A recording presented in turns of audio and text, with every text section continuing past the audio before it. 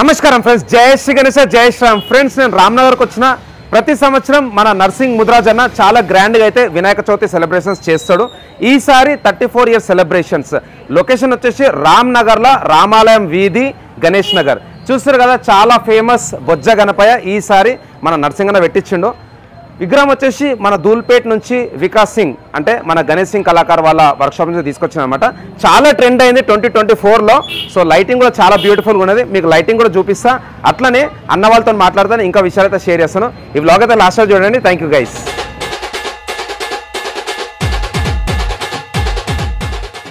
నమస్కారం ఫ్రెండ్స్, జై శ్రీ గణేశ, జై శ్రీరామ్. ఫ్రెండ్స్, నేను ఫైనలీ మన నర్సింగ్ ముద్రాజ్ అన్న వల్ల మండపంకి వచ్చేసాను. చూస్తారు కదా, చాలా బ్యూటిఫుల్ టెంపుల్ కాన్సెప్ట్. పైన వచ్చేసి మనకు కల్కి రూపంలో దర్శనం ఇస్తున్నాడు. అండ్ కంప్లీట్ టీమ్ అయితే ఇక్కడ ఉందన్నమాట. లైటింగ్ సుమారు ఒక 300 మీటర్స్ అయితే వేయించిండు అన్న. అండ్ అన్ని బిల్డింగ్స్ కూడా మంచిగా అయితే లిటప్. సో లోపలికి వెళ్దాం. అందరూ ఒకసారి జై బోలో గణేష్ మహారాజ్ కి, గణపతి బప్ప మంగళ మూర్తి. సో ఫ్రెండ్స్, మీరు ప్రతి ఒక్కరు మన స్వామివారి దర్శనం చేసుకునే ముందు ఇక్కడ గోమాత కూడా ఉందన్నమాట. సో ఈసారి అయితే మన నర్సింగ్ ముద్రాజ్ అన్న గోమాత కూడా పెట్టిండు. లోపలికి వెళ్ళి మన స్వామివారి దర్శనం చేసుకుందాం, అట్లనే అన్నతో కూడా మాట్లాడదాం. అన్న, అందరికీ నమస్తే. సో ఫ్రెండ్స్, ఒక్కసారి లోపలికి వెళ్దాం. అండ్ లోపల స్వామివారు అయితే మనకు దర్శనం ఇస్తున్నారు, చూసుకోవచ్చు ఇక్కడ. సో మన బాలాజీ రూపంలో అయితే స్వామివారి దర్శనం ఇస్తున్నాడు. స్వామివారి మెడలో మంచి లక్ష్మీదేవి హారం ఉంది. అండ్ ఎగ్జాక్ట్లీ ఎట్లయితే మనకు తిరుపతిలో ఉంటుందో అదే డిజైన్ అయితే ఉందన్నమాట. చేలో కూడా మనకైతే విష్ణు చక్రం ఇంకా శంఖం. సో స్వామివారి చేయి కూడా ఆశీర్వాదం వచ్చే చేయి చాలా పెద్దగా ఉన్నది. అండ్ లడ్డు చేయి. సో లడ్డు ఎన్ని కేజీలు ఉన్నది, అండ్ అన్న ఎన్నేళ్ళ నుంచి విగ్రహం పెడతాం అవన్నీ తెలుసుకుందాం. సో అయ్యగారు ఇక్కడ ఉన్నారు, అయ్యగారితో కూడా మాట్లాడదాం. అండ్ చాలా బ్యూటిఫుల్ అవుట్పుట్ అనమాట. ఈసారి 2024లో most famous Bojja Ganapayya. And పైన డిజైన్ చూసుకోవచ్చు, మంచి షాండ్లర్స్ కూడా మంచి ఒక చక్రం టైప్లో అయితే డిజైన్ అయితే ఉందన్నమాట. సో డిజైన్ ఓవర్ వేయించారు అండ్ ఓవర్ డెకరేటర్స్, అది కూడా అయితే మనం తెలుసుకుందాం. సో వ్లాగ్ అయితే లాస్ట్ చూడండి. నెక్స్ట్ అయితే నేను నర్సింగ్ అన్న ఇంకా వాళ్ళ టీంతో అయితే మాట్లాడతాను. నమస్కారం ఫ్రెండ్స్, జై శ్రీ గణేశ, జై శ్రీరామ్.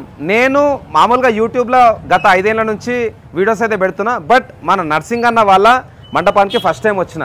అండ్ ఇన్ఫ్యాక్ట్ కంప్లీట్ రామ్నగర్లో కూడా ఓల్డెస్ట్ గణేశోత్సవ సమితి అన్న. అందరికీ నమస్తే. జై బోలో గణేష్ మహారాజ్ కి. అందరికీ వినాయక చవితి శుభాకాంక్షలు. ఈరోజు 4వ రోజు. సో నర్సింగ్ అన్న అయితే స్పెషల్గా నన్ను ఇన్వైట్ చేసిండు. అన్న నమస్తే అన్న, బాగున్నారా అన్న? సో ఈసారి ఎన్నో సంవత్సరం మా సెలబ్రేషన్స్? 34 ఇయర్స్. ఓకే. సో మీతో పాటు ఎంతమంది ఉండనా స్టార్ట్ చేసినప్పుడు విగ్రహం? అంటే ఫస్ట్ నుంచి 50 మంది దాకా ఉన్నారు. 50 to 60. ఓకే. అండ్ ప్రతి సంవత్సరం అయితే మీరు భారీ బొజ్జ విగ్రహం పెడతారన్న. ఈసారి కూడా ధూల్పేట నుంచే కదా? ధూల్పేట ఓర్ వికాస్ సింగ్, గణేష్ సింగ్ కళాకార్. ఓకే. అండ్ మండపం కూడా చాలా బ్యూటిఫుల్ గా ఉందన్న. ఓవర్తో చేపించారు ఈసారి. డర్ డెకరేషన్ నాచారంలో ఉంటారు. నాచారం ఏం పేరు? డర్ డెకరేషన్ నాచారం. అండ్ లైటింగ్ కూడా చాలా లాంగ్ ఉందన్న, సుమారు ఒక 200 మీటర్స్ ఉంటుంది కదా? ఓకే. సో లైటింగ్ ఓవర్ అన్న? Lighting BM sound. Okay. So నిన్న కార్యక్రమం ఉండనుకుంటా. సో ఇక్కడ కళ్యాణం చేపించారన్న, స్వామివారి కళ్యాణం. ఓకే. మన వినాయకుంది. ఓకే. సో ఈ రోజుకి 4 రోజులు అయిపోయిందన్న. ఫస్ట్ డే ఏముండే కార్యక్రమం, సెకండ్ డే, థర్డ్ డే ఏమేమి ఉండే? ఇక మా స్వామి మాట్లాడతాడు. ఓకే. అజయ్ గారు నమస్తే. నర్సింగ్ అన్న అంటే రామ్నగర్ గణేష్ అంటే నర్సింగ్ అన్న. సో మీరు ఎప్పటి నుంచి ఇక్కడ పూజలు అందిస్తారు స్వామివారికి? అంటే వీళ్ళు దగ్గర 34 ఏళ్ళ బట్టి చేస్తున్నారని చెప్తున్నారు కదా. 34. నేను పరిచయం అయ్యి 18 ఏళ్ళు అవుతుంది. వావ్. ఓకే. 18 ఏళ్ల బట్టి కూడాను రోజు ఈ జరిగేటటువంటి 11 రోజుల కార్యక్రమాలు చాలా అద్భుతంగా జరుగుతున్నాయి. ఓకే. అంటే నా గొప్పతనం కాదు, స్వామి దయ.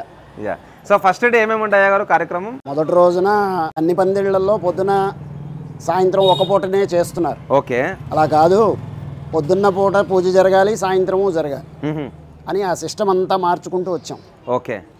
సో మన మండపంలో 2 సార్లు పూజ జరుగుతుంది స్వామివారికి. పొద్దున్న జరుగుతుంది, సాయంత్రము జరుగుతుంది. వావ్. ఓకే. పొద్దున పూట అష్టోత్తర పూజ, సాయంత్రం పూజ సహస్రనామం. వచ్చిన వాళ్ళందరికీ ప్రతి వాళ్ళకి అష్టోత్తర పూజలు. ఓకే. టైమింగ్ ఏంటి? మార్నింగ్ ఏమో పొద్దున్న 8 to 9 1 గంట జరుగుతుంది. 8 to 9. Oh wow. సాయంత్రం ఇంచుమించు 6:30కి మొదలైన పూజలు ఇదిగో ఈ టైం రాత్రి 10 దాకా అవుతుంది. 11. సో పూజలు అన్నీ బాగా నిష్టగా పద్ధతితో చేస్తారనమాట. ఓకే.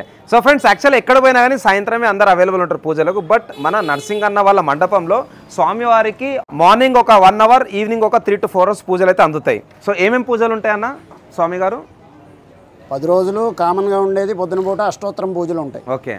మొదటి రోజు కలశ స్థాపన, విగ్రహ ప్రతిష్టాపన, ఓకే, అది అందరికీ తెలిసిందే. సాయంత్రం నుంచి సహస్రనామ పూజలు ఉంటాయి. ఓకే, సహస్రనామం అలా 10 రోజుల సహస్రనామ పూజలు, సాయంత్రం పూజ. ఓకే, అది అయిపోయిన తర్వాత మళ్ళీ వచ్చిన ఇంకా గెస్టులు ఉంటారు కదా, అందరికీ కూడా విఐపి పూజలు ఉంటాయి. ఓకే, అది కాక మిగతా గెస్ట్లే కాకుండా ఈ పరివారంలో ఉన్నవాళ్ళు ఉన్నారు. అంటే మొత్తం గణేష్ అసోసియేషన్ అని చెప్పి ఉంది కదా, దానిలో ఉన్నటువంటి పెద్దవాళ్ళందరూ కూడా వాళ్ళకి కుదిరినటువంటి రోజుల్లో వాళ్ళు వస్తారు. ఓకే, అందరినీ కూర్చోబెట్టి వాళ్ళ వీళ్ళని బట్టి సహస్రనామంలో కూర్చుంటారు, లేదు అష్టోత్తరంలో కూర్చుంటారు. మొత్తానికి సమృద్ధిగా 10 రోజులు స్వామికి కడుపు నిండా జరుగుతాయి పూజలు. ఓకే. అండ్ ఇక్కడ వినాయకుడు పెడుతున్నారు కదా, సో నాకు మొన్ననే తెలిసింది మన లొకేషన్ పేరు కూడా గణేష్ నగర్ అని. సో రామ్నగర్లో గణేష్ నగర్లో మన భారీ బొజ్జ గణపయ్య. సో మీకు ఎలా అనిపిస్తుంది అయ్యగారు? అంటే నాకు తెలిసి ఈ ట్విన్ సిటీస్లో ఇంత భక్తి శ్రద్ధలతో జరగడం చాలా తక్కువ ప్లేసుల్లో ఉంటుంది.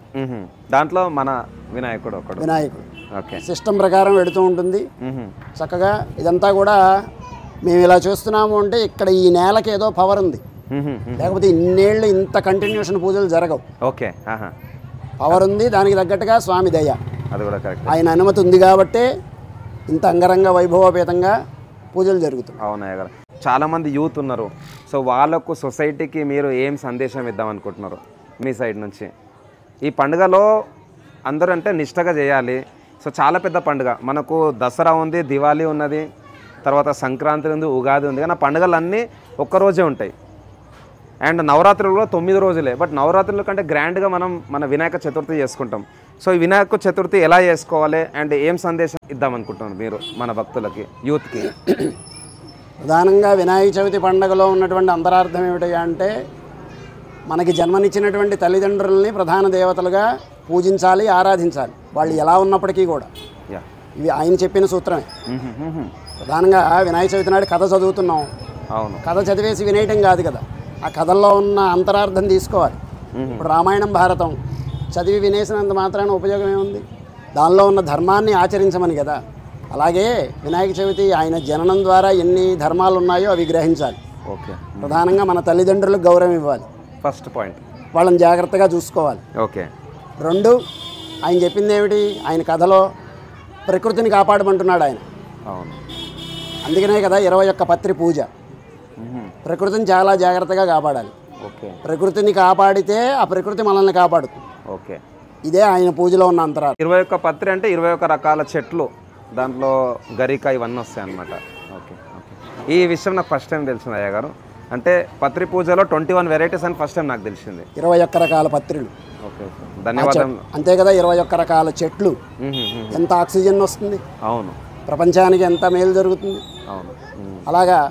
కాబట్టి ఏంటంటే ప్రధానంగా ఏ దేవుడైనా సరే పూజ ఎంత శ్రద్ధగా చేస్తామో జీవితం కూడా ఆ ధర్మానుసారంగా మనం ముందుకెళ్ళాలి. ఓకే. సో థ్యాంక్ యూ అయ్య గారు. ఇంకెవరైనా మాట్లాడదాం అనుకుంటున్నారా? సో అన్న నమస్తే అన్న. నమస్తే అన్న. మీరు నర్సింగన్నతో పాటు ఎప్పుడు మీ పరిచయం, ఎప్పటి నుంచి మీరు కలిసి పెడతారు ఇక్కడ? ఆల్మోస్ట్ నేను 12 ఇయర్స్ నుంచి మా సోదరునితో జర్నీ చేస్తూ ఉన్నాం మేము. ఓకే. సో మాకు అంటే మేము ఇక్కడ చేసే ప్రోగ్రామ్, ఆయన మా వయసులో చిన్నోడైనా కూడా అందరినీ కలుపుకొని పోవడం, ప్లస్ అందరినీ ఒక సకుటుంబ సమేతంగా, అంటే మేము ఈ చిన్న పెద్ద అనేది ఏముండదు ఇక్కడ, మేమంతా ఒకటే కుటుంబం. ఆ కుటుంబంలో కలిసి మేము ఎట్లయితే ఒక కార్యక్రమం చేసుకోవాలనో అంతే ఘనంగా మేము ఈ స్వామి పూజ చేసుకుంటాము. ఎక్కడా లేని విధంగా ఇక్కడ ఒక విశేషం ఏంటంటే మా మండపంలో ముఖ్యంగా మేము రోజు కూడా పొద్దున సాయంత్రం గోమాత పూజ చేసుకుంటాం. గోమాత పూజ మీరు ఎక్కడైనా గమనించండి, ఎక్కడైనా చూడండి, మీకు తెలుస్తుంది. మేము గోమాత పూజ చేసిన తర్వాతే మళ్ళీ స్వామికి సాయంత్రం సహస్రనామ అర్చన కానీ అష్టోత్తరం కానీ చేసుకుంటాము. దాని తర్వాత ముఖ్యంగా ప్రతి సంవత్సరం కళ్యాణము, సహస్రలింగాశ్రమము, ఇవన్నీ అంటే కొన్ని ప్రత్యేకమైన పూజలు గత 33 సంవత్సరాలకి కూడా మేము చేసుకోవడం జరుగుతూ ఉన్నది. అది నిరంతరంగా జరగడానికి ముఖ్య కారణం ఏంటంటే అందరి సహకారం, అందరం చేస్తూ ఉన్నాం. అది ఒకటి. మా పంతులు గారు కూడా గత 18 ఏళ్ళుగా ఆయన చేస్తూ ఉన్నారు. వారు ఏ విధంగా అయితే మాకు ఒక క్రమశిక్షణతో ఇది చేయాలని చెప్తారో అది తప్పకుండా మేము ఆచరిస్తాం. అందులో ఎలాంటి మాకు మళ్ళీ అంటే వారు చెప్పినారు మేము ఇది కాదు అనకుండా ప్రతిదీ కూడా మేము ఆచరిస్తాము. అలాగే మా కాలనీలో కుటుంబ సభ్యులు అందరం కూడా వారికి ఎవరికి ఏ రోజు తీరితే ఆ రోజు కూర్చొని మేము తప్పకుండా స్వామికి ప్రతి కుటుంబం కూడా ఆయనకి 11 days లోపల మేము పూజ చేసుకుంటాం. ఎవరు రాలేదు చేయలేదు అనేది మాత్రం ఉండదు అసలు. ఓకేనా అన్న, ఇంకోటి నరసింగన్న గురించి చాలా మందికి తెలుసు, లోకల్ బయట కూడా చాలా గుర్తుపడతారు నరసింగన్న. వినాయకుని పండుగ రాగానే చాలా పెద్ద పెద్ద మండపాలు ఉన్నాయి, దాంట్లో వన్ ఆఫ్ ది పర్సన్ గుర్తు చేసుకుంటారంటే మన నరసింగన్ననే. సో ఆయన గురించి మీరు ఒక 2 విషయాలు చెప్పండి. అంటే నేను ఒకటి ఏమంటానంటే, ఇప్పుడు గణేష్ మండపాలు ప్రతి సంవత్సరం కొన్ని కొత్త వస్తున్నాయి, వెలుస్తున్నాయి, చేస్తున్నారు, పోటీతత్వంతో చేస్తున్నారు, అన్ని విధాలుగా చేస్తున్నారు. కానీ 33 ఏళ్ళకెళ్ళి నిరంతరాయంగా చేయడం అంటే అది ఒక గట్టి సంకల్పం తీసుకుంటేనే అవుతుంది. అది అంత ఈజీ కాదు. ఇప్పుడు ఇచ్చేవాళ్ళు ఇచ్చే డొనేషన్ వాళ్ళ యథావిధి వాళ్ళ ఒక పరిస్థితిని వాళ్ళ ఒక శక్తిని బట్టి ఇస్తారు. కానీ ఇంతమందిని కూడగట్టుకొని ఒక సంకల్పంతో ముందుకు పోవడం అనేది మాత్రం అందరికి సాధ్యం కాదు అది. సో దానికి మేము తప్పకుండా మా సోదరుడైనందుకు మేము గర్విస్తున్నాము. మేము ఇక ముందు కూడా ఇంకెన్ని సంవత్సరాలకి ఆయనకి దేవుడు శక్తి ఇస్తాడో మాకు తెలియదు. మేము అన్ని సంవత్సరాలు కూడా మేము ఆ సోదరునికి తోడుకుంటామని మాత్రం తప్పకుండా చెప్తాం. 11 ఇక్కడ ఇంకొకటి కూడా ఉంది, 11 రోజులు ఇక్కడ ఏ సోదరుడు కానీ ఎవరైనా సరే చాలా నిష్ఠగా మేము చేసుకుంటాం. ఎటువంటి మిగతా ఏ కార్యక్రమాలే జోలికి పోకుండా ఒక పద్ధతి ప్రకారం నిమజ్జనం అయ్యేంత వరకు కూడా చాలా నిష్ఠగా స్వామిని ఎట్లయితే తీసుకొచ్చుకుంటామో ఆ నిమజ్జన కార్యక్రమం వరకు అదే విధంగా మేము క్రమశిక్షణతో ఉంటాం ఇక్కడ. గ్రేట్ అన్న, అందరూ ఒకసారి క్లాప్స్ కొట్టాలి అన్న. ఇంకోటి మన శోభయాత్ర కూడా చాలా గ్రాండ్గా ఉంటుంది. లాస్ట్ ఇయర్ కూడా నాకు కుదరలేదు, ఎందుకంటే 11వ రోజు అందరు తీస్తారు కంప్లీట్ మన భాగ్యనగరంలో. సో మన శోభయాత్ర కూడా చాలా స్పెషల్ అండ్ చాలా పెద్ద జులూస్ వెళ్తుంది. అండ్ అన్న చెప్పినట్టు లాస్ట్ టైం ఇంటర్వ్యూలో దూల్పేటలో కూడా 2007 నుంచి 17 వరకు కూడా అంబారీ సేవ చేసిండు, అంటే ఒరిజినల్ ఏనుగు తీసుకొచ్చారు. ఇప్పుడు అన్ని బొమ్మ ఏనుగులు పెట్టి తీస్తున్నారు, కానీ అన్న ఆ టైంలోనే ఏనుగు తీసుకొచ్చింది.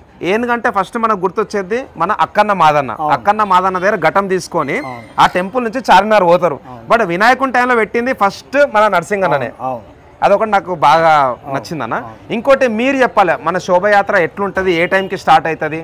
మేము చెప్పడం కంటే కూడా మీరు గతంలో శోభయాత్రలు చూస్తే మేము చెప్పేదానికంటే కూడా మేము ఎంత గట్టిగా ఎంత సంకల్పం తీసుకొని ఎంత శ్రద్ధగా ఎంత ఊరేగింపు అన్నీ, అంటే మీరు వేరే మండపాలు ఆ రోజు 11వ రోజు తీస్తారు, కానీ అన్నిటికంటే మొట్టమొదటిగా అత్యంత ఘనంగా మీరు చూస్తే గతంలో ఎట్లా తీసినామో అంతకంటే ఘనంగా ఈ సంవత్సరం మళ్ళీ తీయబోతా ఉన్నాం. సో సుమారు 1 కిలోమీటర్ ఉంటుంది అన్న, ఈజీ మాకు ఆల్మోస్ట్ అక్కడ మీకు 1 కిలోమీటర్ వరకు కమాన్ ఉంది, అక్కడ వరకు మా కేవలం మా యాత్రనే ఉంటుంది.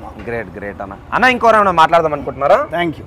నమస్తే అన్న. నమస్తే. మీ పేరు? నా పేరు లక్ష్మణ్ గౌడ్. ఎట్లా మీరు దోస్తా సీనియరా నరసింగన్న? చిన్ననాటి స్నేహితుడు వాడు.